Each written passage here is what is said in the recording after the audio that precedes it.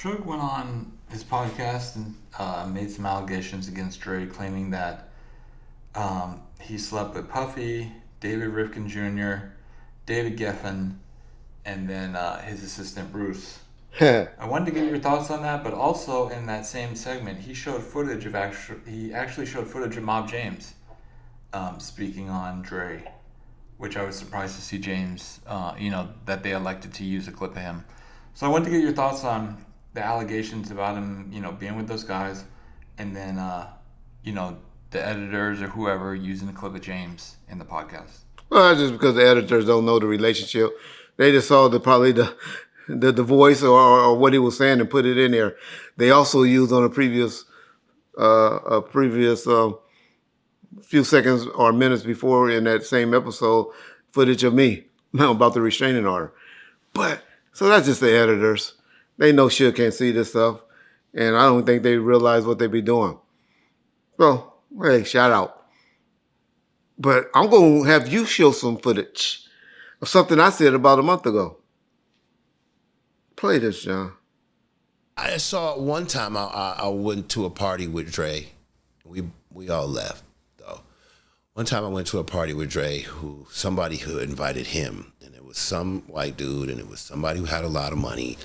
And we went to this party, and we went into the backyard. We went in through the back. He called himself bringing us in through the back. Mm-hmm.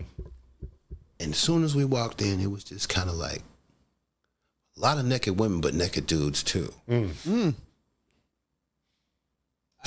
Eyes wide shut type of stuff. Like, for me to say this is, I don't mean it to be racist, but if you're white enough, it's like, what the hell? Well, David Ruffin is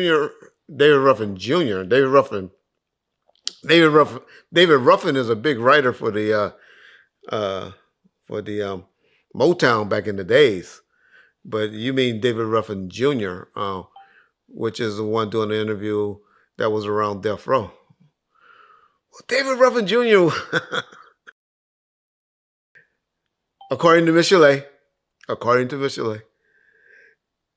he was always rumored to be Dr. Dre's, the guy that I would say we think of Eddie Murphy and Johnny Gill. The guy that always lived in the back house or lived in the house with you as an adult and grown man.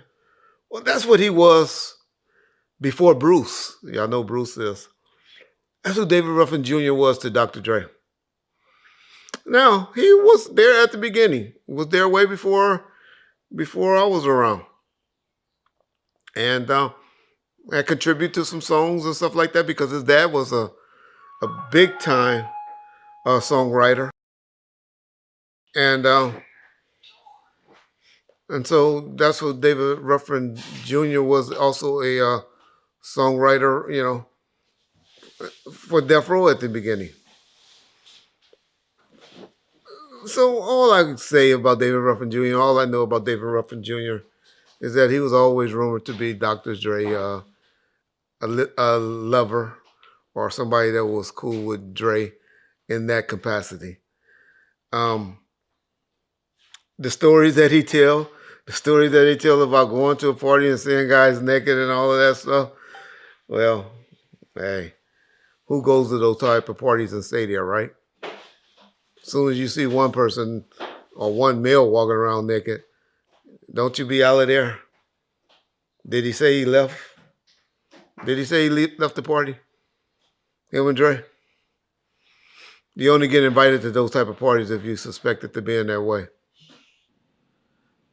All right. I be telling y'all shit, but you remember I'm just a janitor. I security while y'all listen to them. Didn't I tell y'all this a month and a half ago? The first part of June, now she elected to speak on it about David Ruffin Jr. The party they were at were Geffen's. The rich white guy who party they was that was his party. And I told y'all then what Suge just said now, that's the only rumors I ever heard about David Ruffin Jr. He was Dre's alleged boy toy from Michelet. You can't trust what a female say. They get scorned very easily. You remember our dicks are the smallest things in the world, and we are gay, and we can't fuck, and all of that when they mad at us, right? So that's how I always took it. But Miss Chalet, in fairness to Suge, has always put in his head that Dre is gay. Dre always got a man living with him. David Ruffin Jr.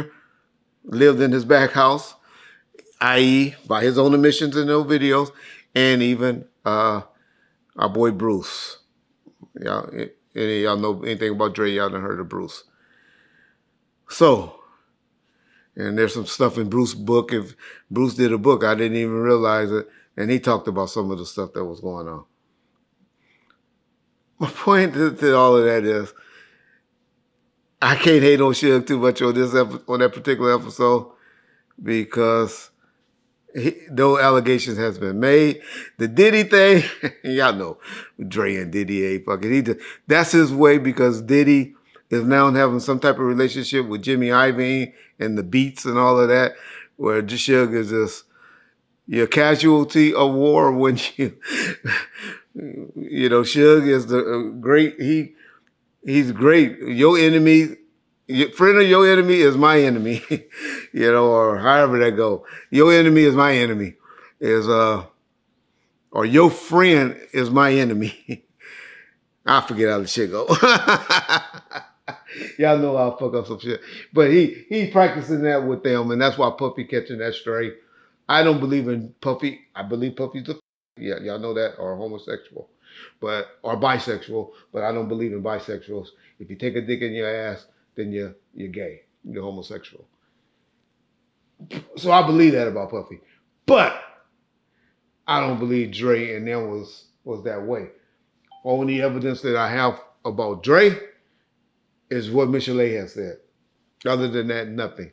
As I always told y'all, every time I seen Dre, he always had a fine red bone in his possession. But we also know that's how guys, pretend in public. Who knows what people do in the privacy of their own if you're not a fly on the wall or in there. So that would be my take.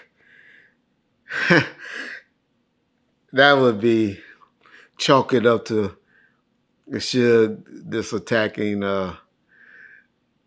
people that's in relationships and making money and doing business together would be my take. But hey,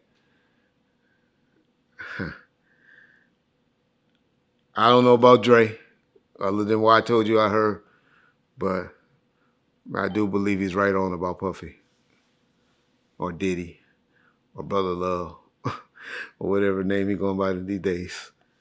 Inmate. Yeah.